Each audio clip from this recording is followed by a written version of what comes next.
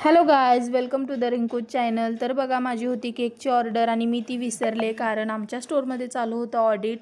त्याच्यामुळे 2-3 दिवस डेली खूप काम होतं मला आणि मी बिझी होते। आणि अचानक मिस्टरांनी आठवण करून दिलीत की तुला उद्या केकची ऑर्डर द्यायची आहे। तेव्हा बघा माझ्या लक्षात आलं की मला केकची ऑर्डर तयारी पण करायची आहे। तर रात्री 2:30पर्यंत जागून मी बेक करून घेतले बेस। त्याच्यानंतर सकाळी उठल्या पहिला मी केकच्या तयारीला लागले।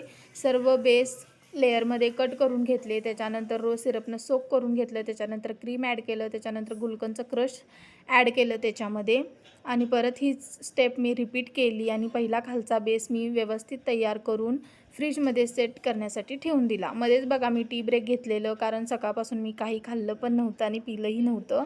तर चहा पिऊन परत आणि तयारीला लागले, कारण डबल टायरचा केक होता माझा। तर खालचा 1 किलोचा तयार झाला होता आणि वरचा मला तयार करायचा होता। तर ते पण मी बेस लेयरमध्ये कट करून घेतले, त्याच्यानंतर रोजचं सिरप घालून सोक करून घेतलं, त्याच्यानंतर क्रीम ॲड केलं, त्याच्यानंतर गुलकंदचं क्रश, पिस्ताचे तुकडेसुद्धा मी ॲड केले, ते मध्ये क्रंचसाठी छान लागतात। तर बघा, गुलकंदचं क्रश मार्केटमध्ये अवेलेबल नाही, पण मी घरामध्येच गुलकंदचं क्रश तयार करून घेतलेलं। त्याची रेसिपी जर तुम्हाला पाहिजे असेल तर कमेंटमध्ये नक्की सांगा। पायपिंग बॅगमध्ये क्रीम भरूनच केकला कवर करून घ्या, कारण बिगनर बेकरसाठी चांगलं टिप आहे हे।